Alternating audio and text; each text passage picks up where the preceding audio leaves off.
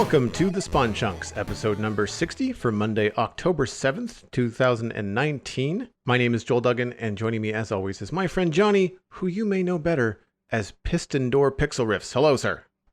I don't know if I can really live up to that name at this point. I don't think the nickname is going to stick, much like all of the Pistons that I've been using for the last little while. But we have a guest with us today. Speaking of Redstone and excitement, we have ImpulseSV joining us. Excited to have Impulse on the show. You may know him from his YouTube channel, ImpulseSV, which has just passed 300,000 subscribers. Congrats. You may know him from the Hermitcraft server. He does Redstone tutorials, more recently a Skyblock series with his longtime collaborator and friend Skizzleman. And he has recently moved to Twitch from where he would normally stream on Mixer, so twitch.tv/ImpulseSV is the place to find him. Get this man his partnership ASAP. Impulse, welcome to the show, my friend. Oh, well, thank you. Thank you for that introduction and all the plugs happening straight away. I like that. It is great to join you both. We're all business here, yeah? I guess so. Yeah, so this is actually the first podcast that I've ever been part of, I've ever done myself. In fact, I've never really been a podcast guy. So when I was contacted about maybe joining you guys, I was like, what is this about? And I started, checking out the show, listening to it. And I found myself actually listening to your podcast, I think it was with Grian, while I was in the middle of working on my last Hermitcraft episode. And it was just great. I was like, oh my gosh, this is so nice to just listen to people talk about Minecraft and how, two people that have a passion for the game so much and just, be playing the game myself. So after realizing how awesome that experience was, I was like, yes, I'm in. I want to be part of this. So, but fair warning, it is like time zones are, a thing. It's super early for me. And I guess not super early, but it's like 8 in the morning. So I'm still working on my morning coffee. So if you hear me sipping, in the background, I'll do my best not to turn this into some weird ASMR podcast, So there is a fair amount of sipping that takes place on this podcast anyway. I've always got at least one cup of tea in front of me, if not several. So I was wondering if we were going to hear some random sips throughout, and I'll definitely be one of them as I'm working through this coffee, trying to get caffeinated for the day. But anyway, thank you for mentioning. You just mentioned I moved to Twitch, which has been an exciting journey. We can probably talk about more later on in the show. And just last week, actually, I met the requirements to apply for partnership. So hopefully it comes through sometime soon. We're just waiting on Twitch to approve that application. So we'll see. I'm sure it is only a matter of time. Hopefully, yeah. Well, normally this is where we kick things off and talk about what we have been up to in Minecraft the last little while. And as per usual form, we're going to go with guests first. So Impulse, what have you been up to in Minecraft? Okay, I gotta go first. So I just had a pretty busy weekend with releases. I released on Saturday a new Hermitcraft episode, which took me way longer than I was anticipating. Life sometimes gets in the way of being able to get done what we are hoping to get done in a week. And the episode I was hoping to have out mid last week actually got pushed all the way to Saturday. But in that episode, I was able to finish my perfection minigame, which is pretty redstone intensive. Luckily, I didn't have to talk in the hippie voice this time around. So that was so good, though. Like, I really, really enjoyed that episode. The amount of shenanigans that the hot potato game on Hermitcraft is what sort of forced you into doing that, and I feel like it adds so much interesting stuff to just a weird left turn element into an episode. The same way that I think it was Stress Monster had to come up with her own theme tune or something for an episode. It's just stuff that you wouldn't think of doing otherwise. So yeah, exactly. I mean, a lot of us we've been doing these Let's Plays for a long time, so to add in a little extra flavor that's unique is always fun, and we're always trying to think of ideas like that. And this hot potato game is just a unique idea that we're having a lot of fun with. Even though the punishments sometimes are a bit cringe-worthy, but hey, no, still a lot of fun. So yeah, so I was able to finish that perfection minigame. I'm looking forward to seeing some hermits play it. It's I didn't try to charge for it or anything like that. I just thought it might be a bit of fun for them and a bit of easy content for them just to come in, and I want to see how good they are. I might have to make some tweaks to the game if they're too good at it, but we'll see. And then I'm working kind of my big project right now that we're kind of past the hippie versus Area 77 deal is I'm back in what I call the lag district. And this is something that Tango and I had been working on earlier in the season, and just trying to create these massive farms. My whole end game is to be able to trade with the villagers as much as possible with every kind of resource possible.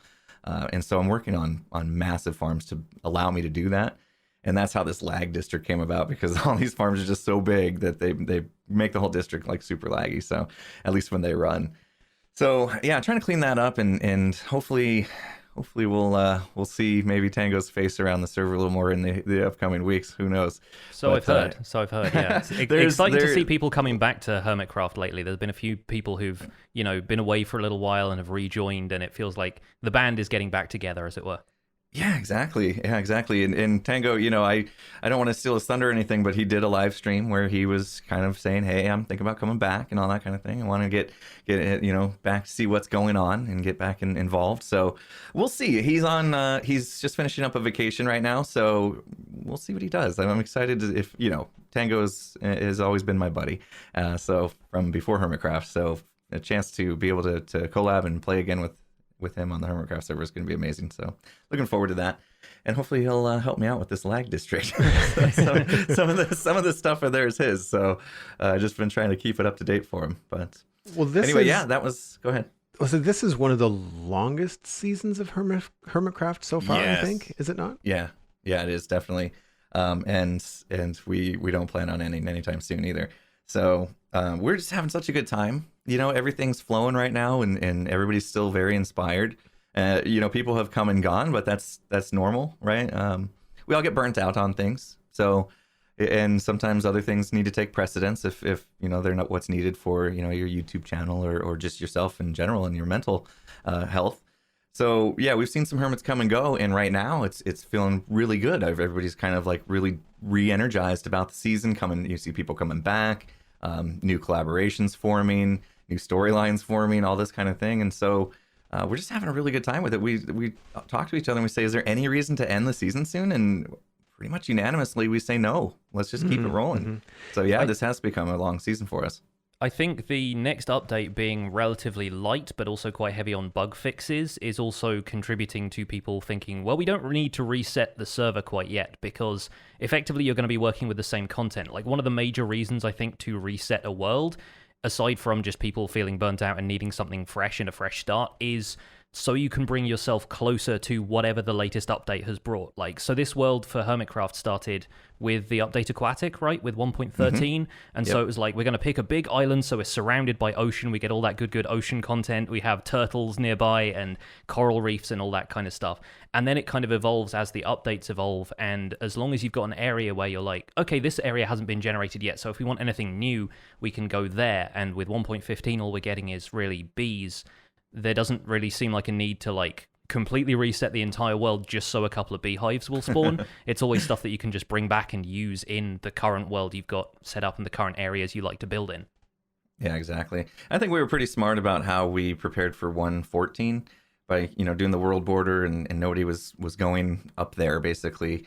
And so when 1.14 came out, we were able to just expand into the new Hermitland and have the 1.14 generation and content up there as well. So there was no reason to really reset the server at that point. And like you said, 1.15, mainly just bug fixes.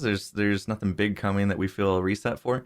1.16, we'll talk about that later, but that definitely could be something to look at, at that point in time. But I mean, we're talking, I don't know how long, 6 months at least probably for that. So who knows? At least I expect, yeah. With 1.15 is supposed to be due out around the time of the holidays, and yeah, who knows when the Nether update will arrive after that, but we'll see. We'll see. Yep. Joel, what have you been up to in Minecraft this week? How's the Citadel going? Actually, it's been pretty light. I've got a comic convention at the end of the month, and I have a lot of work and stuff happening. I'm actually doing some commissions for some Minecraft-related stuff right now, which is fantastic. But as a result, I haven't had the big chunks of playtime. I've been in-game, but it's been very small bits, like morning coffee, 20 minutes, setting stuff up to do AFK while I do other things, just because I was like, well, I'm home, I can have the game running on like my laptop or something, and I can just sit there and let things smelt, or just essentially prep for the next time I stream, because some of the things that I've been doing have been like, nether tunnels that require just a lot of 3 or 4 different kinds of blocks as you repeat a pattern. So I've been just jumping in, doing like little 20 minutes here, 20 minutes there, restocking the old traveling ender chest full of shulker box goodies, things like sand, glass, nether brick, making concrete off camera, just because I always feel kind of bad when I'm doing a stream. It's like, and we're going to make 12 stacks of concrete right now. So what's everybody doing? How's life? As you sit there and mine for days. But I've been enjoying it. Actually, it's been a different I guess, feel to just kind of like jump in, jump out, feel like you played the game, scratch that Minecraft itch, but you've only lost 20 minutes of your day. So in a way, it's been kind of good, in that regards. And actually, I have a question for both of you. How do you manage your video content with big builds? Like when it comes to the clips and stuff, because that's the other thing that I've been doing is I for those that don't know, I don't record separately. I stream on Twitch and then I take the VOD and I chop that up into something usable. Several times during the stream, you might catch me doing like an intro or an outro or a little blurb about something to have those clips for later. But I still have these giant, things, these chunks to go through. But I'm like running out of hard drive space. I have this great big project, and this is specifically what I mean.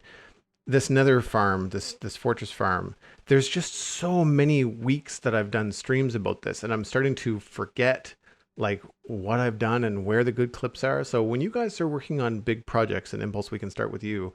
How do you approach your video generation? Like, do you do more updates? Do you just kind of like record big long chunks and then chop them up later? Like, how do you approach that? Yeah, so this is one of the toughest questions actually as a content creator to this is a tough nut to crack, if you will. The way I look at it, there's three different ways to go about how you produce the content that's coming out of doing something that's going to take you a long time or be a really big build. I like doing time lapses, even though as a content creator that means I just spent hours upon hours building something that ended up being a minute of video footage. Yeah. But for some reason, I love that presentation a lot better because if it's especially a big build, you're pulling the camera back, you're getting people a chance to see all that work happening in a quick manner, all right? And it just feels impressive to me. And then when we put, whether you're a music person, I like putting music to it. I know some of the other guys, they like talking over it and explaining things, so there's different ways to do that. That's typically my go-to style. I've tried the let's do progress update clips, and it always just felt a little awkward to me. I place blocks for an hour, come back and say, here's the blocks I placed, and then I'm gonna go do more. And so it felt a little repetitive, a little awkward to me. So I've typically avoided that style. And then the third kind of way that I've seen people do it is they just chat while they're placing the blocks, right? So they hit record, they're placing the blocks for hours on end, and they're chatting, and then they cut up kind of the best parts. Now, for me, I'm not really good at multitasking as far as like placing blocks and thinking of entertaining things to say at the same time. So that never really worked out for me either. I'm just not that big of a talker. You see some people like are masters at it, like Wells Knight, for instance, is really good at being able to just carry on conversation whilst building something. I don't know how he does it. He's a genius. But so I typically go with the time-lapse thing, even though it results in the least amount of video out of the progress that I've made. But that's usually my go-to. I really like being able to do time-lapse stuff as well, like especially with the replay mods. You and I both use the replay mod Impulse pretty extensively when it comes to time-lapse stuff, and it just makes everything feel a little bit more cinematic, and you can do much more with that than you can with just a simple spectator account logged in and pointed towards the build. So I really enjoy making stuff like that. Typically, though, when I make my stuff, because the survival guide series I'm focusing on right now is so tutorial focused, I typically don't include stuff in the video if it isn't heading towards some specific kind of lesson or something. I don't necessarily think of them as lessons, but if I'm not showing somebody something that I feel like is interesting or something they haven't seen before or something they wouldn't have considered about the game, then it typically, I cut away and then I'll come back when I say, right, well, this is finished and here is how I've done this and why I've done this. So I take a mixture of approaches, I think. Sometimes it's time lapses, sometimes it's cut away and come back and explain what I've done.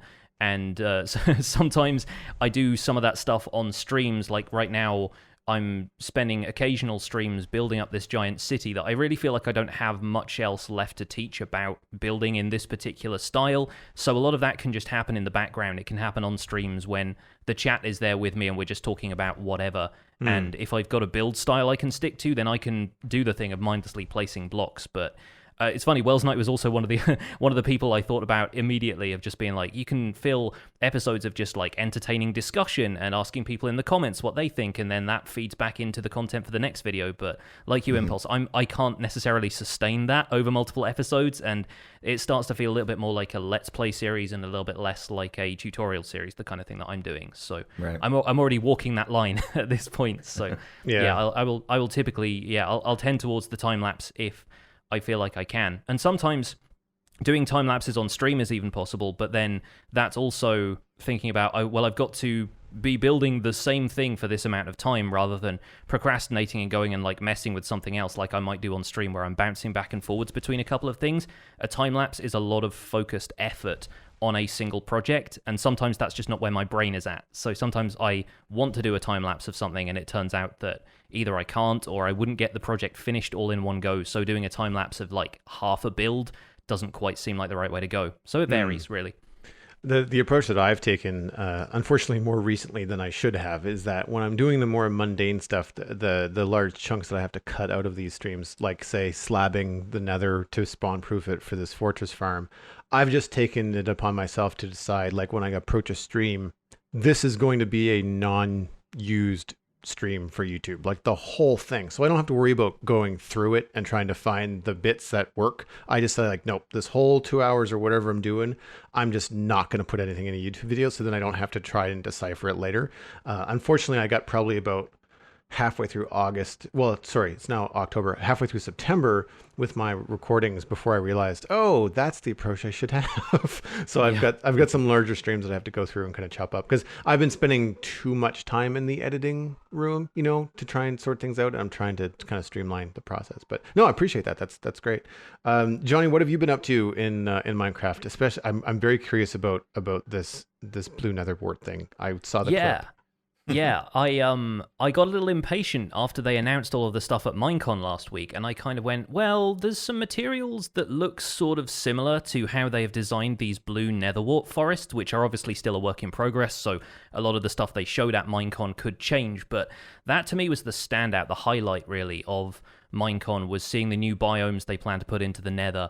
And these blue netherwart forests, I thought, well, I could recreate that with a couple of sort of cyan and blue blocks. So I put in some prismarine as a floor to kind of emulate that mossy, weird blue carpet that they have. And I made some netherwart-looking trees out of blue concrete powder and cyan wool, I think.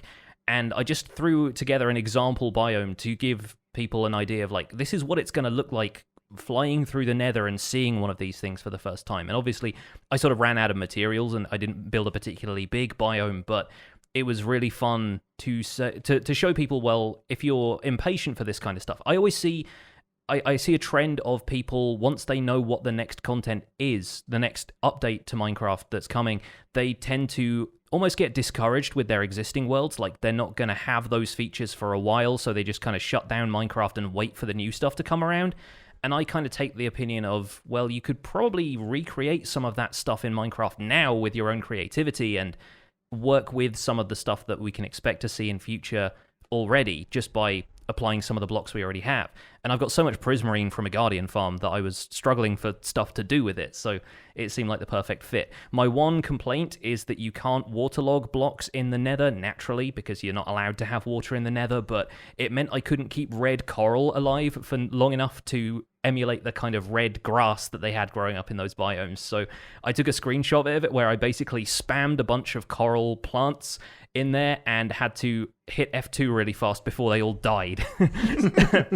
So I felt kind of bad about that, but it was it was a fun project to do. Aside from that, I've been, like Joel said in the intro, working on my first self-designed 3x3 piston door, and one of the things I'm trying to do with this series is not follow anybody's tutorials unless it's something I absolutely could never figure out at all myself, like Nembon's Enderman farm, for example, is something that I never would have in a million years dreamed up myself, but it was just the perfect thing for the job. But this 3x3 piston door just uses a bunch of note blocks and observers to trigger pistons around it, and it's one of those old school kind of etho doors where it doesn't have a middle block, so you don't have to have a double extender to pull the block out of the middle. It's just got a glass pane in there, and the glass pane detaches from all of the blocks around it, so it takes up a really minimal space, and you can just walk through it nice and easily without having to move that block in the center.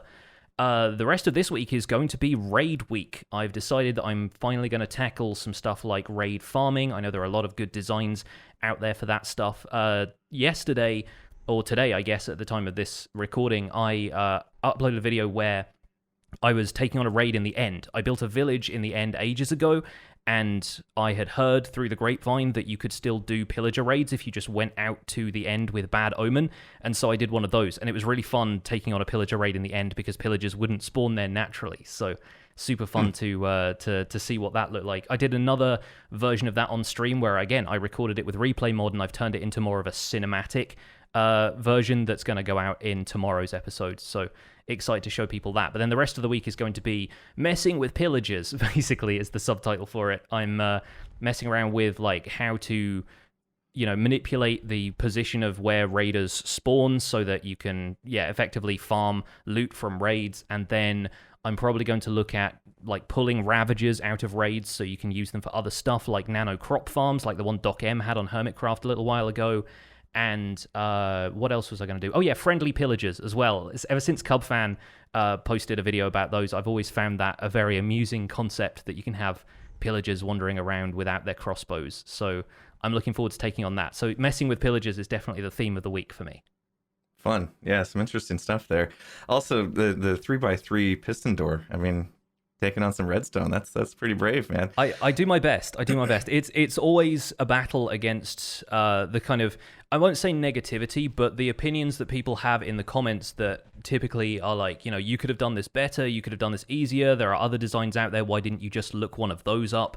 And I see the point in a lot of that because there are some really great door designers out there. I mean, you only have to scroll back through somebody like Mumbo Jumbo's tutorials, and people even like, there are even people who disparage Mumbo's reputation as a door builder at this point, but I feel like he is one of the most popular examples of, he's got tons and tons of piston door tutorials, a lot of which are very impressive. But I just kind of go, if I don't build it for myself, if I don't puzzle through it all myself, then I'm not going to understand how to use those mechanics elsewhere. So, if I just rebuild somebody else's tutorial block for block, I'm not going to understand what's going on. I'll just be able to effectively copy somebody else's homework. I want to be doing the homework myself, which is something I probably should have done when I was in school. But now, as an adult with some perspective, I'm learning. Yeah, that's a good way to go about it, I think. It's a lot easier to learn when you're trying to, you're smashing your head against the wall at first, of course. But then by the end of it, you actually understand the mechanics of it. I mean, to be honest, the whole piston door thing is, everybody knows me as a redstoner. That's one redstone thing that I never actually got into. Designing piston doors was never really my thing. I've always been a farming kind of player. So I'm still kind of confused at some of the piston door designs that I've seen, even as a redstoner myself. And yeah, and the other thing you mentioned is when you do redstone, you get that community that says, why don't you just use Omangos or Nembons or Mumbos, theirs is better, type thing. And that's the one thing that's always been kind of tough as a redstoner, right? Because there's always going to be that argument of efficiency. Oh, you could have compacted that, or you could have made it faster, or that, all those things come to light when you do these things. And for me, that's not what Minecraft's about. I do enjoy efficiency, but it's about the fun of the whole process of designing like you did your own, right? The process of designing your own thing is fun.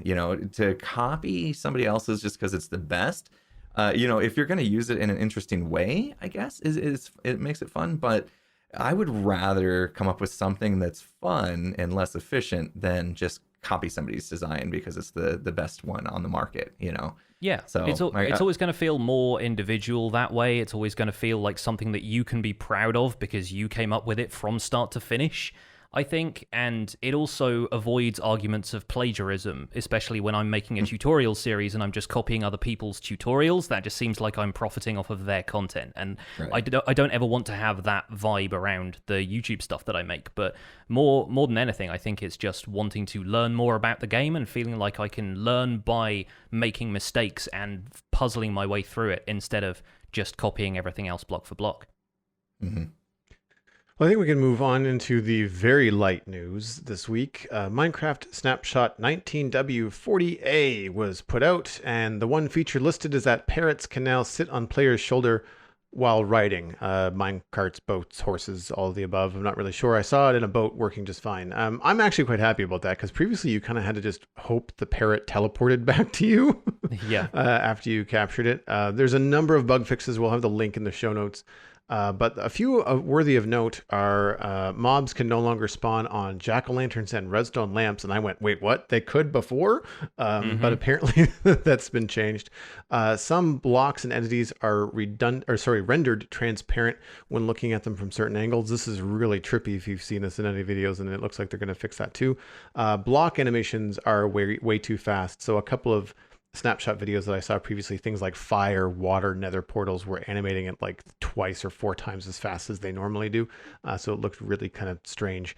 So all of these things are just kind of pointing towards the bug fixes that they're focusing on with the 1.15 update coming out later this year. We hope, knock on wood. I don't really have anything to add about the snapshots. I'm curious though, Impulse, you're doing a snapshot series right now with Skyblock, right? Yes, yeah. Skyblock in Minecraft 1.15 it was the idea, and to be honest, I haven't updated our world in the last 3 snapshots. Oh wow! Because it was bug fixes pretty much only, and those bugs that they were fixing wasn't anything that we were running into ourselves, so there wasn't any reason for me to update. But we are running 1.15. I guess I was hoping there would be when we started the series, we didn't know what 1.15 was going to bring. As soon as the snapshot came out, the first one had bees in it, and we had no idea if they were going to introduce butterflies next or what. So we started the world with high hopes of it bringing some new 1.15 content, and brought the bees, and that's about it. The bugs are great. I'm all for fixing bugs in Minecraft. It's definitely something that's very needed. I'm glad that they're taking the time to do it. But as far as producing content in 1.15, there hasn't been much there. So, we've been focusing on, getting just the Skyblock experience. So we're doing vanilla Skyblock with data pack modifications to allow for drops and things like that, can allow you to progress your world in a better way. So for instance, zombies have a chance of dropping gravel, husks have a chance of dropping sand, things that you can't typically get in Skyblock. I guess now you could use the Wandering Trader for some things, but not everything. So it's been a fun experience, and to be honest, we haven't really even done much with the bees yet, because we started from scratch, and so we have to get Silk Touch to move the bee nests around and things like that. But it's been going well. It's been going well. I do wish that they had added a little more than just the bees, but it's still fun. Are there any bugs in 1.14 right now outside of the Skyblock world, say on Hermitcraft? Are there any bugs that are really irritating to you right now? What are you hoping that they end up fixing ultimately with 1.15? Yeah, so I'm seeing with the recent snapshots that are working on the rendering piece, right? So it seems like they're redoing the rendering engine that caused some glitches as far as things being transparent and things like that. So I know they're doing work there. In Hermitcraft right now, I have a hard time just flying around the world. I'll be flying, and then all of a sudden just void basically in front of me. I have no idea if I'm going to smack into a mountain or what. So it feels like 1.14 is definitely still chugging along, having a hard time with that rendering system, and just it's a bit slower, right, for everything to process. And so I'm really hoping, crossing my fingers, I'm really hoping that they get that kind of fixed and get that going smooth again. Yeah, I agree. It's been like rendering since 1.14. Remember when 1.14 Prime came out, and like some chunks just weren't loading at all in the player's view, and there was like flickering stuff all over the place, and some servers weren't even going to update until there were a couple of iterations on 1.14, and everyone was like, okay, we're good now. We can actually play in this version again. So yeah, hopefully they continue to improve on that. I have seen a couple of snapshot videos where people have pointed out, weird stuff about rotating stuff, like when you broke a block, then the block breaking animation was playing relative to the player's position instead of like where it was on the block. So you were getting some stuff that was like breaking from the side, all weird looking, which is kind of hilarious. But yeah, there's some bugs that are just kind of wacky, but in the end you're like, that just doesn't look like Minecraft anymore with some of the ways you expect things to look after this long. Hmm. I have been impressed with some of the small quality of life updates that they're adding. They're not necessarily bug fixes, but more like feature tweaks. Like last week, the direction a rail faces, a single rail faces when you place it down, is now based on which way you're facing, which it wasn't before. And for people that do redstone, I would imagine when you're using a single rail to place down a minecart or to create these very specific arrangements of minecart tracks, I would imagine that's going to be a lot easier. People just haven't had a chance to build with it en masse in their, a current world to kind of really see that, oh yeah, this is a lot easier. And I'm hoping by the time this is all done that we're going to have a number of features on that one big list where we can kind of reference it and be like, okay, so all of this stuff has changed now. What was the one a few weeks ago? Oh, the bed thing, the setting your spawn in a bed without having to sleep in it. Like that seems like such a small thing, but it's going to change a lot, especially on multiplayer servers, right? Yeah, it will. So I actually experienced this. I'll let people behind the curtain a little bit. But when B-Dubs was coming back, you guys can probably remember him falling out of the sky over and over again, right? Um, so him and I were getting ready to do that clip, and it was like just morning time. And he was going to obviously die, and his spawn was somewhere far away. And so we had to basically hang out for 10 minutes. Just, I don't mind hanging out with B-Dubs. He's awesome. But we had to just hang out for 10 minutes for it to become nighttime so he could sleep in a bed nearby to reset his spawn in order for us to move on with that clip. So it did cost us a little bit of time, even though it was well worth it talking to him. But, this is going to help. Just that small quality of life tweak is definitely going to help in those situations. That was a really funny clip, by the way. Yeah, it's super funny. Yeah, it was fun. I'm still interested to see how they're going to figure out stuff, being able to set your spawn point in the Nether, which is something they announced at Minecon. And speaking of Minecon, we have more segments of the Minecon live stream being added to the Minecraft YouTube channel as individual videos. So for anyone who is still catching up on stuff from Minecon and is scrolling through that 3-hour stream to try and find specific pieces of news, they are still editing some of that stuff into individual videos. There is one that's a kind of documentary that Corey, one of the developers, did about researching bees and bringing bees into the game, which was pretty funny. There's the usual kind of what we come to expect from Mojang now, with the kind of the goofy videos of somebody's championing this one thing and they go out and meet the beekeepers and they're like, I have to live life as a bee for a day to really get inside the mind of the bee. But I thought that was very charming, very fun. But there's also sections of the live show that were about Minecraft Earth and Minecraft Dungeons, which we touched on briefly last week, but there are now individual segmented videos about those as well as a couple of developers talking about the creative tools they're bringing to Minecraft Bedrock Edition with a forthcoming update. So you guys can see a little bit more about that if you don't want to skim through the entire 3-hour video. Impulse, what are you looking forward to from what they announced at Minecon? What were the highlights for you? Because it's always fun to get everybody's opinions about this whenever a big update has been announced. Yeah, there was a ton of stuff at Minecon that was announced that I got excited about. I got excited that we were just talking about 1.15 and they only added bees and the hives and things like that, and they actually announced that they're not done completely and just focusing on bugs. It looks like they're going to add honey blocks. And so that may be coming soon. I mean, the big question is, maybe are we going to see it even this week? I have no idea how soon they're going to come. But there's a lot of speculation on how honey blocks could potentially be used in a similar fashion as slime blocks, but differently, and how that would affect redstone mechanics. Because, as a redstoner, those are the kind of things I'm interested in. Of course, there's other things that gameplay-wise that they could affect as far as parkour maps and things of that nature. But if obviously I'm drawn to the what can we do with it in redstone devices situation. So I'm hoping to see those sometime soon. But there's overall, I mean, I was actually really impressed with Minecon this year, Minecon Live. I had been kind of a naysayer ever since they shifted to the live stream format. I was kind of I didn't like it. I loved the conventions, and so I was kind of upset that they shifted to it. And so the first, what's it been now? 3? Has it been 3? Yeah, I think it's been 3. Yeah. So the first year I didn't watch it at all.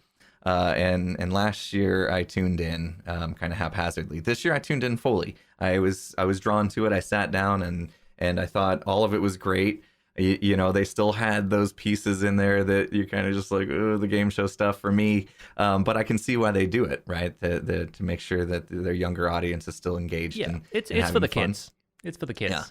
Yeah. But they were also able to give us a lot of information about where they're going, and the next big update. I was not expecting another update. I was actually anticipating it was going to be more cave based. We had seen some or heard some information about the 3D chunk rendering that they were changing to with Nembon, I think had mentioned it. And so I thought, okay, maybe they're doing that so we can get biomes in the different biomes in the same chunk for caving reasons. Turns out it was probably for this nether update. But yeah, I mean, there was just a lot of great stuff. We could go on for ages. I don't know if we plan on going on for ages about all the different things that they announced. Yeah, we'll probably talk about that a little bit later in the show, but I think it's probably time for us to move on to Chunk Mail. We get listener emails every week, and we have a few of them here. We'll start off with one from Tyler, who says, I've been playing Minecraft for a long time, so the idea of a major Nether update sounds amazing and very much needed. I have mostly positive thoughts about the new mobs and trees coming to the Nether. However, I want to know that if you feel that in the long run, if the Nether is just becoming like a variant of the overworld, having more life and a food source in the Nether is useful, but will this stop the Nether from being the barren wasteland of lava that it's commonly known as? Or will it just add to it? Thanks, Tyler. Thank you for your email, Tyler. I feel like it ties quite neatly into our previous discussion. And I kind of wonder how frequent the biomes are going to be. Having now built one and how much it stands out, I kind of feel like having interesting life and biomes and stuff in the Nether could also affect the challenge of navigation, because right now in the Nether, there are no landmarks, so players have to place landmarks as they're exploring, and anybody who's spent any time exploring, looking for a Nether fortress, for example, will know it is very difficult to get lost if you don't know what you're doing. And aside from like coordinates and stuff like that, I suppose, biomes could change that, especially how much those blue netherwart forests stand out. If you just think, well, there was one of those on my left as I was leaving my nether portal, so if I stick to that one when it's on the right on my way back, I'll know how to get home. Making them very sparse or very frequent, on the other hand, could be equally disorienting, but it might make them less special as a result. So how do you guys feel about the Nether? Do you think it's going to become more like the overworld with kind of more lush environments and variety? For me, I think that it's going to improve the experience, because right now it is a lava barren wasteland, which is what I don't like about it, is why I don't spend a lot of time there unless I'm doing something like clear cutting a tunnel or doing a big farm. Like, I tend to use it to get other places. I don't necessarily spend a lot of time there. I think that one thing they could do to increase the, we'll call it, feel of these biomes, in that keeping it spooky and hard to navigate. We don't know how big these biomes are going to be. Like, if you enter in what was it called, a soul sand valley? Yeah. And if that's huge, you're going to be able to get turned around just in that, let alone where you are in the Nether. So I don't know, that's one direction they could go with really large biomes. I don't anticipate the netherwart forests to be large. So I see what you mean about those kind of being like flagships of landmarks. But then again, excuse me, that could be the whole idea. I mean, I don't know, but if we ask the player base, why don't you play in the Nether more often? I would imagine a lot of people are just like, I don't like it. I get turned around. It's not fun. So by adding these biomes and a little bit more reason to hang out in the Nether, maybe they're going to entice more players to spend more time there. I'm interested to see if any of these new blocks end up being ghast-proof, though, because you can imagine just strolling into a blue netherwart forest and going, oh, it's so beautiful, I could spend so much time here, and then just immediately fireballs from the roof. So, yeah, like all of that lush flora and new stuff gone in an instant. How about you, Impulse? Are you liking the look of this stuff? I do. I like it a lot. I think I've typically don't spend a lot of time in the Nether other than for farming purposes. For two reasons. One, it's just kind of boring, right? Everything just looks the same. They got the red fog, and that's kind of the second reason why I don't spend a lot of time in there as a content creator. It doesn't come out on video very well, just because it's kind of dark and dingy and just that red fog and everything like that. So I'm hoping that with this update, it gives us a lot more visually stimulating things to look at and explore in the Nether, so I would actually want to spend more time in there. But in the same aspect, they're keeping the nether that place of, terror and death, and you're scared to be there. And I think it's kind of nice that they're adding in more hostile mobs in there. I think the piglin beast will attack you, and even the new piglins, if you're not wearing gold, will attack you. And so imagine you're navigating the nether and you're next to lava, or you're hanging off of the side of a cliff or something, and you just get rammed by this piglin beast out of nowhere. It could be terrified, and it kind of add to the adventure in a way. So I definitely think it's welcome. Looking at the Soul Sands, what do they call it? The Soul Sands Valley. Valley. Yeah. Mm-hmm. I love that they changed that red fog to blue, and then there's like fire that's blue. I think that change in color alone is going to make the nether just so more pleasant. Not pleasant in a like, no, it's no longer terrifying, but to the eye, stimulating, pleasant. And so I'm looking forward to seeing that. And if you really analyze these screenshots that they're coming out with, you can actually see there's more different types of soul sand in that valley. And what is, it'd be cool if this blue fire did something different than regular fire. I don't know what that would be. And just looking at some of these like netherwort forest blocks, one thing I noticed straight away, at least in the video package, was that like the trunk of these big netherwort mushroom type things were animated, right? So it kind of had this like veiny thing coming up through it that was kind of animated. And I thought it would be really cool of them to make it do something. The fact that it's kind of animated makes it feel like it should. So like if you ran into it and it gave you just a bit of nausea or something like that, some sort of effect. And so you had to kind of avoid touching the trunk of these things, or maybe the little grass that's coming out of the ground could potentially have some sort of effect. I think little fun things like that, I would really hope that they think about adding to make it more of an adventure. But I'm excited to see what they do for sure. There's a lot of color and a lot of changes that are going to happen that in things I didn't even think about. The navigation piece I didn't even think about. You guys talked about that. I did not even think about that. But I think it's going to be really good. Good update. I think it's going to be a neat environment to put the new wither roses in as well, because when we had those new flowers got added, the wither rose got added, it feels very much at home in the nether. It can be placed on netherrack and soul sand, but there hasn't really been a reason to start a garden with them or anything in the nether. But I feel like they could add a little bit of an interesting challenge, like you say, with something that you run into and you're not expecting to trip over it. It gives you some sort of negative effect. You can kind of add to it in that way, and also make wither roses slightly less difficult to farm, although I guess the difficulty to farm is part of the appeal for some folks. But yeah, it seems like they are on the right track with that stuff, and I'm really looking forward to seeing snapshots of that once we're done with the 1.15 snapshots. Thank you again, Tyler, for your question. And I think let's move on to just chatting with Impulse about stuff, because as I'm sure you guys are aware, Impulse is a member of Hermitcraft server and is somebody who our community has been really interested for us to talk to for a while. In fact, I'm pretty sure we have an email from somebody in the community. If Joel, you want to read that one? Sure, yeah. This is from Cosmic Dancer, no stranger to all the people in our Discord. She's one of our mods. Hey guys, I'd love to hear from Impulse on how he balances and manages a full-time job, family life, and then still manages to put out such fantastic content in terms of videos and live streams. Does he plan things out on a set schedule, or is it more of a it happens when it happens approach? As always, love the podcast and the community. Stay chunky. Sarah or Cosmic Dancer. This is something that I was the first thing that I put in the notes that I wanted to talk to Impulse about. So I'm curious about how you balance everything, Impulse. Sure. First off, thank you, Cosmic, for saying that you enjoy my content. Appreciate that. So I've mentioned this. I think I did a Q&A video earlier in the season of Hermitcraft, and I kind of addressed this a little bit. The number one thing for me, it comes down to one word, and that's schedule. So I live and die by a schedule. Basically, my entire day, almost every day, aside from weekends, are scheduled to 15-minute intervals, basically.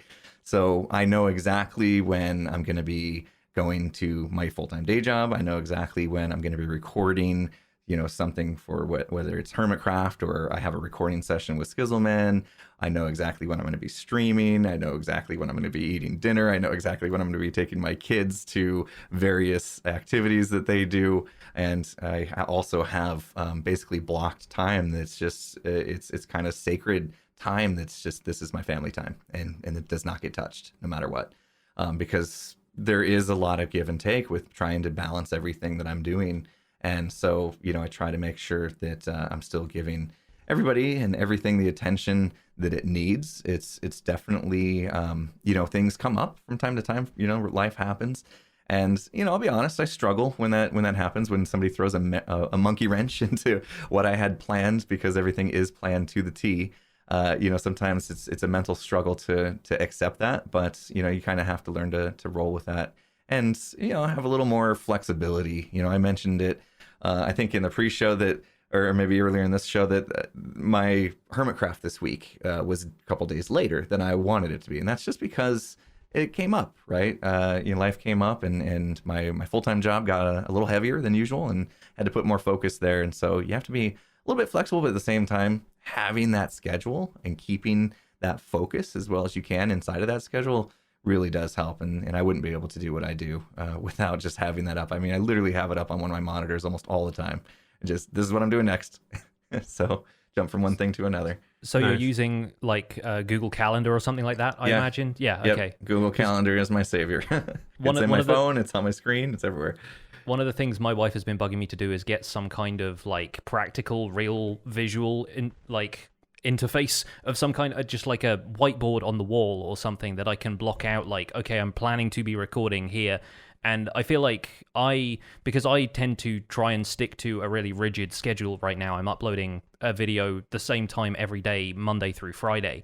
And so it's a little bit less of like, can I get stuff done within a certain time? If not, the video gets pushed back for release. It's more like, what can I get done before the release of this video? And so I find more and more of my time drifting into, well, I've got to go and record, and like it's after dinner, but I've still got to go and edit the video after that. And I feel like, I need to stick to more of a schedule. So I don't know if I can handle having it electronic though, because I like to move myself out of that arena when I'm not specifically planning an episode or recording something. I feel like having something up on the wall would work for me, but ultimately it's whatever works for you, right? And if you're, staring at a schedule constantly, then that's something that you can at least have around to remind yourself of when you're supposed to be doing stuff. Yeah, and one other tip that I've had as well is it's great that you schedule. Okay, these are the 3 hours today I have to do X, whatever it is, but to plan what you're actually doing, so you don't sit down at the beginning of that 3 hours and say, okay, what am I going to do? You've actually got it kind of planned out. And so I use, again, digital, a site called Trello, and it allows you to kind of like create these task cards. And I'm from a developer background. I did agile programming and Scrum and all this stuff. So if anybody in the development space will kind of know what I'm talking about, but able to kind of just define things in chunks and break them down. And so I can say, okay, next episode of Hermitcraft, I'm going to do these 3 things or whatever it be. And so when I sit down and I said, right, time to record Hermitcraft. Okay, this is what I'm doing. It's right there. I do it. When it's done, I move the card over to done. And, just having that little like check off, this task is always kind of pleasing. Feels good to just check something off and know that you're done with it. And so, schedule and planning, put those 2 things together. That's how I'm able to stay semi-efficient, I guess. I have lists. I have a small notebook that I bought at the dollar store that I just write down stuff. And sometimes they get carried over from month to month. Other times they get checked off. It all depends on how important they are and what priority they are. If it's web design on my own website, it's usually at the bottom of the list, where client stuff is usually up a lot closer to the top. But I do the same thing with the schedule. I use a different app, but I just basically have these chunks of time, and I say, okay, well, I'm going to be doing email for this half an hour every morning, and then I'm going to move on, because if I don't, I will be there for 2 hours and I can't do that. Like I've got to move on to different things. But I'm guilty of that thing where you say, well, I'm going to do a stream, and then I get there and it's like, well, what am I going to work on? Especially if I'm not in the mood to work on a current large project like this Fortress Farm. I say, well, I don't have any necessarily backup projects. And I think that's maybe why this week I was spending so much time doing this, like the grindy stuff, where it's like, well, I can be productive and I can at least say, okay, well, the next time I stream, I want to finish this tunnel. So let's just knock out this small checklist of like concrete, glass, sand, like just get that stuff out of the way first. And when you start breaking things down into smaller chunks, big things in Minecraft become a lot more manageable. To get back to what you're saying about family time, out of curiosity, are you the only Minecrafter in the house? Like, does playing Minecraft and all the time that you put into content creation pull you away from family, or are there times when you can actually hang out and do Minecraft or other video games with the family? Yeah, there's been kind of ebbs and flows for that for me and my family, but this all started because of my son.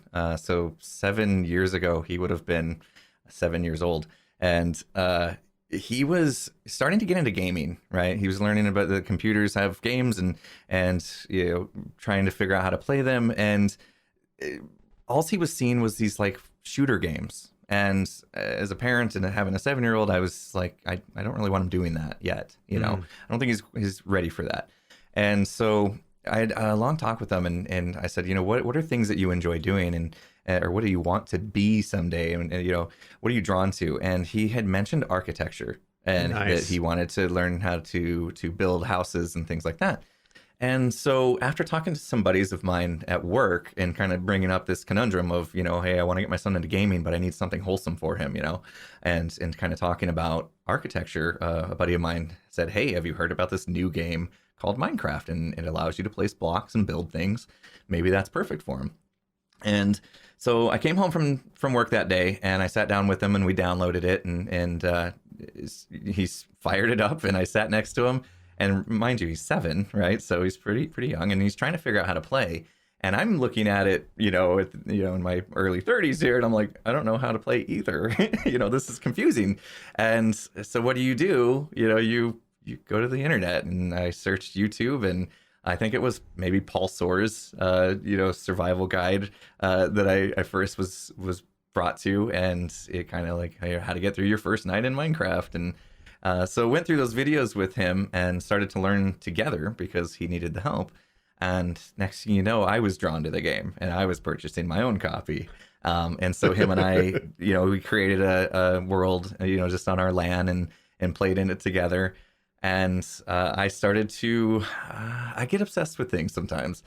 So I started to get obsessed with it and starting to play quite a bit and starting to watch a lot of YouTube. And I realized that, like most things, I'm lazy and want to automate everything.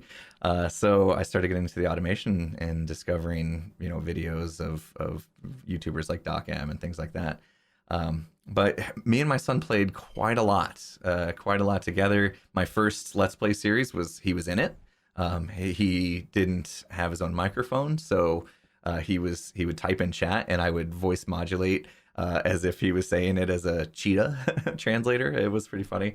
But eventually, he kind of grew out of it, or we parted ways, right? I had my own style, he had his own style, and we parted ways. He kind of comes and goes with that. My youngest now, who is 7, is very much into playing on the tablet, and so creative style. But she loves designing houses and things, and it's amazing just to watch the different ways that kids play the game. Different from me. My son played different from me, and now my daughter's playing different from both of us. So there's many different ways to play the game, and we kind of have that kind of bond in the family. My wife, I never could get into it. I tried. She's an interior designer, and I was like, you would love this game because you have an eye for things that look good, right?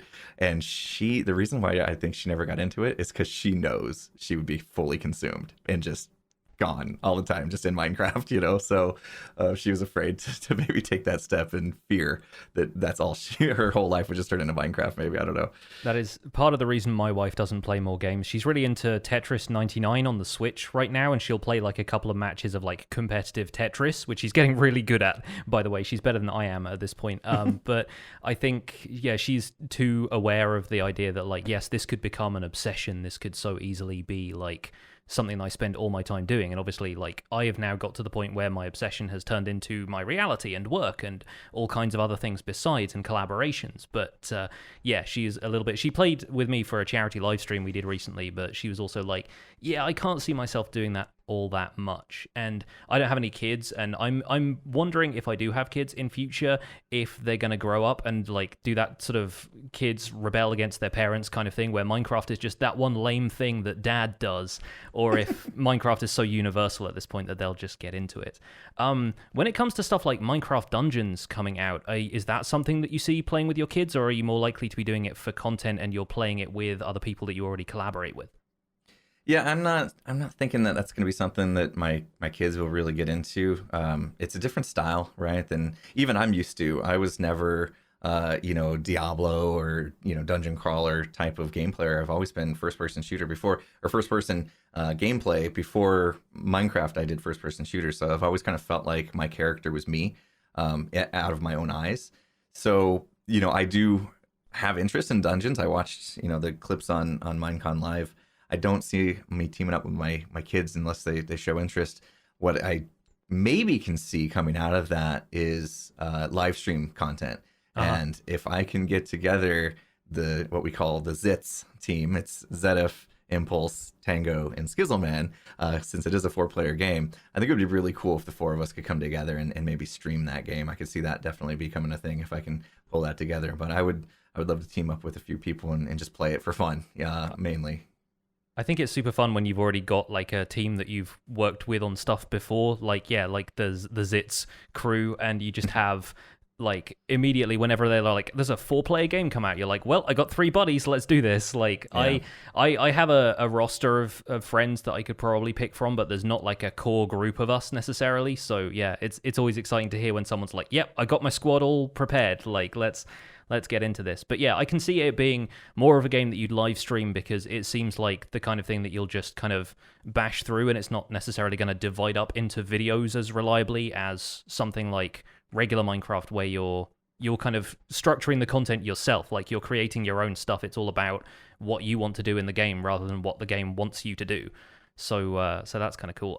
Outside of that, thinking of the other stuff that was announced at Minecon, are you planning to go to Minecraft Festival when that comes out next year? Because you did say that you were quite keen on the in-person events, even though the Minecon live stream eventually won you over. So Minecon Festival in Orlando, Florida, 2020. Are you thinking about going?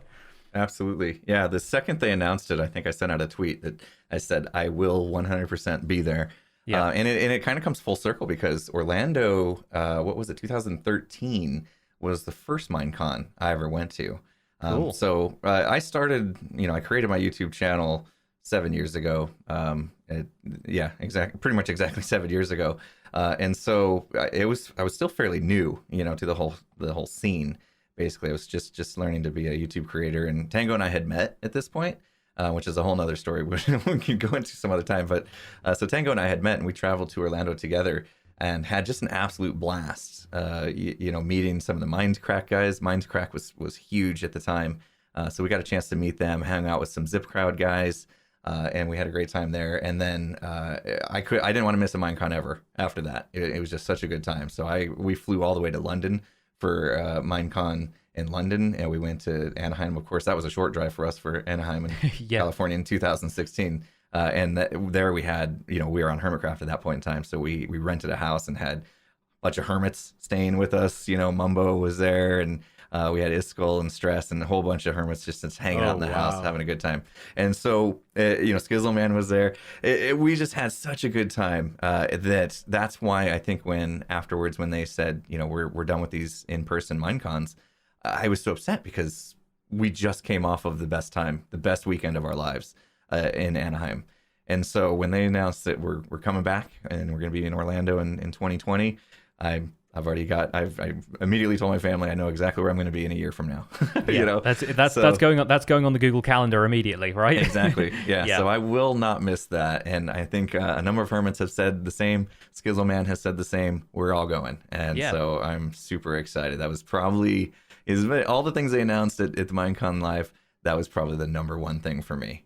Awesome. That was just got me totally excited. Yes, well, we are kind of like throwing around the idea of doing some sort of episode of the Spawn Chunks from Minecon if Joel and I can make it. I definitely want to attend, But I would love to do some sort of thing where even if we don't record like a formal episode, we could just take like a dictaphone kind of tape recorder kind of thing around and just get little interview pieces with individual people, like little 5-minute segments or something like that. So I imagine we can brainstorm all kinds of ideas for that. But yes, we will see you at Minecon Festival, hopefully. That's awesome. We'll see. We'll see.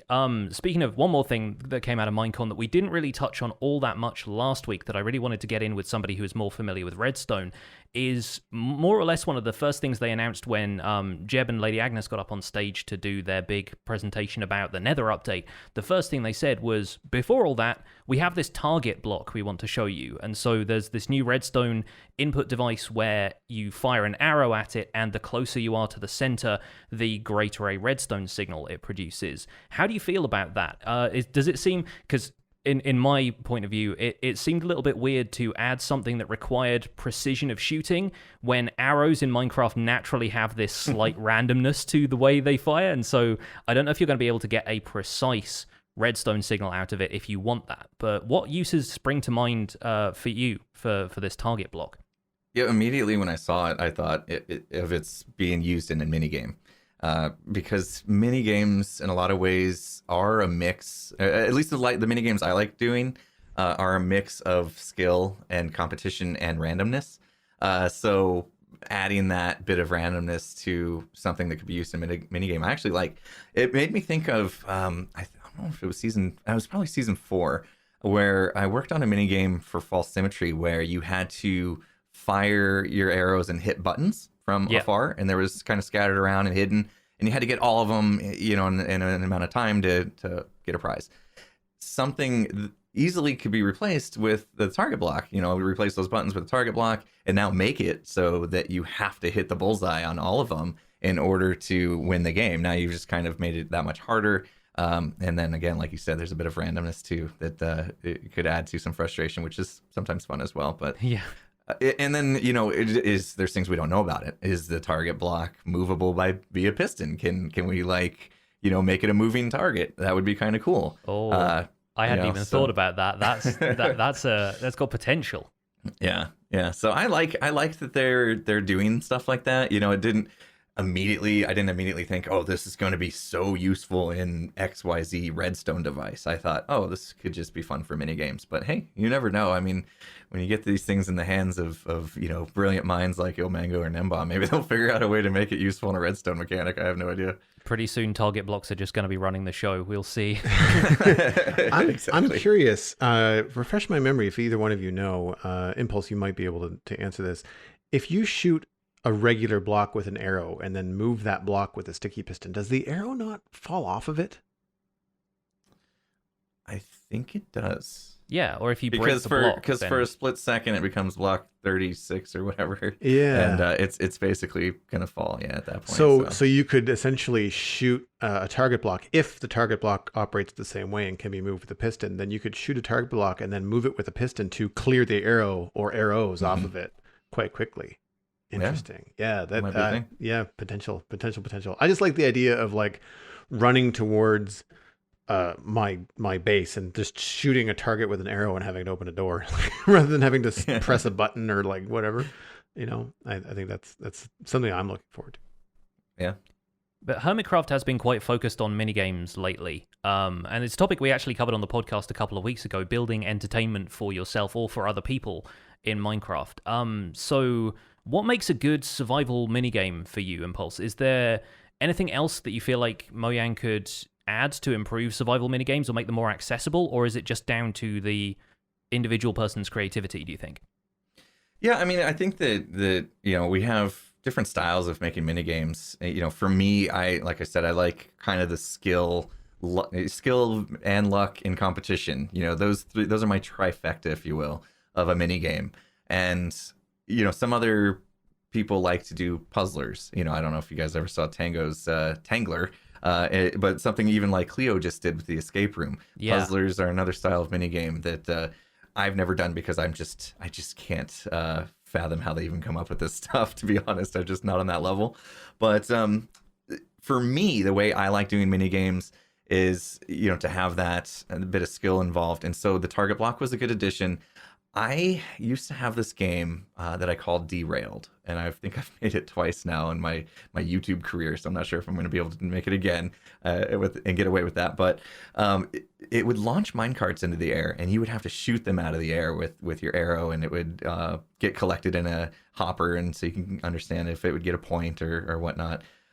In order to make that happen, the only reason I was able to make that happen was because you break the minecart and it falls into a hopper, and then it can go back into a dispenser, which dispenses the minecart out for the next person or the next round. There's, to me, not enough ways to do that. We have boats and minecarts basically, and I can't think of what else is able to come out of a dispenser and get placed. So if they were to make changes to maybe an armor stand could come out, then we could have that same type of game, but in armor stand style, and you can dispense, clothes, armor onto the armor stand. They have that function in the game. You are 100% speaking my language right now. I've wanted them to do this for so long, and I actually had somebody make a data pack for me that allowed armor stands to be dispensed. Wow. It really is kind of great because you can use them as like moving targets. You can then put them in minecarts and have them travel across the room, and like you can break armor stands using arrows, and there's so much stuff like that you can do everything except put them back into the world. And dispensers are already able to place a lot of other like entities and stuff, so armor stands just feels like a logical step to me for that. But still Mojang continues to frustrate me, shakes fist at Sky. But yeah, no, I entirely agree, and I think those would make a really neat like kind of target practice minigame. That kind of thing would be super easy with armor stands. Yeah, I think that'd be a lot of fun. And anywhere else they could kind of make those kind of decisions would be nice. I haven't thought through any others other than the armor stand one, but I'm sure there's other places in the game where they could do the same type of thing. Definitely. Well, we'll have to wait and see if they have any more Redstone surprises for us in forthcoming updates. Keeping on a technical track, we've mentioned data packs a couple of times, and I'm curious because you're such a technical-minded player, Impulse. Do you have any data packs that are like your go-to outside of like the ones that are already kind of pre-installed on Hermitcraft, or do you have any ideas for data packs that you're working on? No, I guess for me, it's quality of life stuff. Anytime a data pack can provide something that's just quality of life, like the one player sleeping, the Enderman griefing, things like that. I think those are pretty necessary when it comes to having a multiplayer server. I'm pretty sure my patron server has a lot of those quality of life, enhancements as well. So it makes you wonder at some point, like, how come they don't just become part of the core game? But, I think they're definitely needed when you're in these environments. But for me, also, quality of life is inventory management. I think the game is just really struggling with inventory management right now. We've had the same inventory, the same hotbar forever, but yet they've added how many blocks to the game? How many items? And, it becomes a struggle. We've got shulker boxes. That was great. But how many times do I find myself with an inventory full of shulker boxes, and I have to literally set every shulker box down on the ground to see what's in it? And, Azuma discovered lately that there was this data pack that would allow you to just hover over and see that. And so that to me is like necessary. That becomes necessary. I don't know why I haven't installed it yet, but I've just been lazy about that. But, once I get my hands on that, I'm never turning back. And, those kind of data packs that are going to make your life in game easier without unbalancing the game. Those are, you got to be careful sometimes because data packs can go too far. And all of a sudden you got this game that's been carefully balanced over the years, easily, set a skew from that balancing through data packs. So I would, advise to steer clear of some of those things, but quality of life stuff, I think is something that they should look at internally at Mojang and say, maybe this is actually something that could be useful for everybody, like the shulker box thing. Yeah, I find for me, it's a time management thing. And that's where I get sucked into these little fence sitting data packs. Like, for example, it was very easy for me to kind of use, I can't remember the name of the tool, but it's a website where you can go and kind of create your own recipe data pack. And the frustrating thing that I discovered, or at least was reminded of, is not like I didn't know, but I was smelting a lot of netherrack and realized, wait a minute, I have blast furnaces. Surely a blast furnace can smelt netherrack. Nope, not at all. And it's easy to make a data pack that just allows a blast furnace to smelt netherrack twice as fast as a furnace as you would expect it to function. I haven't installed the data pack though, because I'm still like, is this cheaty? Like, is this?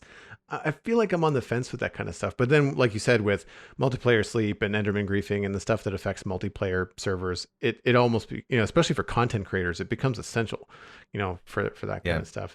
Yeah, it's a difficult balance being where we are, right? Content creators, because the more we add to the game ourselves, the bigger rift we have from the game that our viewers know and love.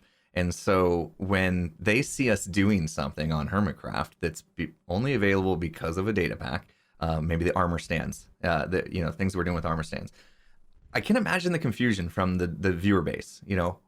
I can't do that in my game. Where do I get that book? There's probably a lot of questions that get asked. So anytime we're faced with a discussion of, do we put this data pack on Hermitcraft or not, we have to keep that in mind, right? Because we don't want to create more confusion for the viewers going, that doesn't work for me, So, or just sheer confusion of what's happening here. I've never seen that before. So it's a careful balance that you have to have. It's part of the reason I've stayed away from doing heavy stuff with data packs on the Minecraft Survival Guide series, is just I would love to do all of the stuff, say, like Zombie Cleo does on Hermitcraft with all of the armor stand decorations and having items placed on shelves and all of that kind of stuff, but ultimately that just takes you away from the stuff that it's possible for people to do if they're playing on like a tablet on Bedrock Edition or on their consoles or whatever, or if they're people who just don't know where to go and find that stuff. It becomes like it drifts away from what people consider the vanilla game at that point. And we still don't really have a term to talk about what vanilla with data packs is, because it's not quite modded, but people don't think of it as vanilla or default anymore either. So it's an interesting time. I think it's we're starting to walk that line of at what point can we still call this vanilla Minecraft? Yeah. The one data pack that I have on the Citadel, which is obvious, and I think this is where I like to have them on here, is like the ones that are very obvious where people will not get confused, is the Chucks tables and chairs, because that just does not exist in Minecraft. If anything, it might lead someone to ask me if I'm playing modded Minecraft, the fact that there's an actual chair or a table modeled in the game. But at least for me, it when I'm streaming, I can at least answer those questions right away. It's like, oh, no, sorry, it's a data pack. Here's a link for it, blah, blah, blah. But I find that I've had the same experience, I know that something I really appreciated in your Skyblock series recently, Impulse with Skizzleman, is that you guys have a couple of data packs for drops in order to progress the Skyblock game with, I think it's husks are dropping sand and zombies have a chance to drop gravel and stuff like that. But you guys are very clear about, like, not just in one episode, but in multiple episodes of the first, few of the series, reminding viewers, hey, we have a data pack installed for this. That's why we're able to do that. And I feel like most people on Hermitcraft that I watch are pretty good about that too. Like if they pick up that armor stand book, they'll make some joke about like, I've never used this before, and this is a data pack that we have. And I find it most of the time it's pretty clear. But also we know the internet in large just doesn't read the comments or dig deep dive into that kind of stuff, and that stuff can be missed.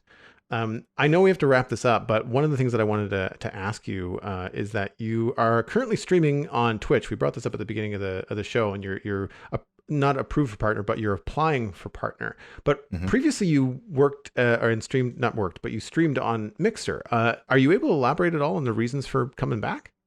Yeah, absolutely. I was originally a Twitch person. I never got partnered on Twitch in the beginning, but when I first became a content creator, I was on Twitch for many years. And when Mixer came about, I liked what I saw there for sure. I had actually applied for partnership on Twitch at the time that Mixer came about and was denied. Of course, back then I was much, much smaller content creator, so I can kind of see the reasons why they would deny that application at that time. But when Mixer came along, I decided to check that out, and I was really drawn to it by the low latency as far as being able to have your interactions with your viewers, and also having the interactive streams. Tango and I did a lot with that with a series we called Rule Our World, and so I really did enjoy things on Mixer for 4.5 years. Mixer's great. I have nothing but great things to say about the platform in general. their downfall, I guess, is that they're always going to be fighting this. Who are you? Everybody knows Twitch, right? Been around for a long time, and Mixer's still growing, and I really do think they're going to continue to grow and become a name in the industry. However, it was impacting me in a negative way because it was more of a perception thing. So the hermits, for the most part, all stream on Twitch. And so when we do things like the Hermitcraft stream days, what would happen was, and I saw this firsthand the last time I did a Hermitcraft stream day, is everybody's happy on Twitch. They're passing the baton, all the hermit to hermit. And then when it came my turn to get the baton passed for my stream, we lost like 2/3 of the viewership. Wow. On that switch from Twitch to Mixer. And I think the main reason it's just a perception thing. It was, I don't want to have to go to this other website. I don't like Mixer because it's not Twitch. People are easily like set up their camp, and they're going to stay in their camp, and they're going to defend their camp. There's this like platform loyalty is this exactly kind of construct that people have around these websites like YouTube and so forth being the same thing. Yeah, exactly. And for me, it was one streaming platform is a streaming platform and the other is a streaming platform. They're providing the same content. Now, their interface may be different. They may be a little bit different look and feel. They have their different features. Both have a great set of features, and have, their pluses and minuses like anything. So for me, it was just the reason for making the switch for me was I did not like dividing our viewership that way. I didn't like making them choose. And so I said, I want to be more part of these live streams, these stream days. I want to be able to have more interaction with the other hermits on stream and be able to raid them and vice versa. And I really felt like that would be a good opportunity for me to grow. I mean, Mixer's ceiling, obviously being a smaller platform, was a lot lower than Twitch's as well. So to be able to kind of come over and be more part of the Hermitcraft team that's established on Twitch made sense for me, and also at the same time kind of raised the ceiling. I mean, I've been met with open arms on Twitch. I'm basically built a community up already in a matter of weeks, and I was affiliate already, so I was able to get subscribers and things like that. And now it looks like I'm heading towards partnership. So hopefully that'll happen very soon. But I've again nothing negative to say about either platform. I think they're both tremendous platforms for streaming on. It just made more sense for me to be with my fellow hermits. Of course, yeah. And I think it's great that you're able to make a decision like that both benefits you as a creator and the business side of things, but also means you're more in touch with the community that's at the heart of everything, which is, by having everybody be able to come straight over to you, like everybody raids each other on Twitch and there's like built-in infrastructure for that. So you're just making it easier for people to come and find you and find their next favorite content creator and that kind of stuff. So that is super cool. All right, I think we are going to have to cut off the discussion there, much as it has been amazing to chat to you, Impulse, and there will be a little bit of extra chat in the post-show for our patrons. But thank you so much once again for joining us on this episode of The Spawn Chunks. Where can people go if they want to find out more about you and what you do? Obviously, the main thing is my YouTube channel. So we just recently hit 300,000 subscribers, which is crazy to think. So yeah, you can find me at youtube.com/ImpulseSV. Pretty much everything I have is /ImpulseSV. So Twitter, twitch.tv/ImpulseSV now we talked about. And also I have this one people don't know a lot about is I do have a second channel, ImpulseSV2, the number 2, not spelled out. And that is where I typically will upload replays of the streams. So people that would rather watch replays on YouTube versus Twitch can go there, and if I do any other random stuff that I don't feel like belongs on my main channel, that's kind of where that stuff will go. So I have that second channel as well. That's pretty much it. You can find me, ImpulseSV, pretty much everywhere.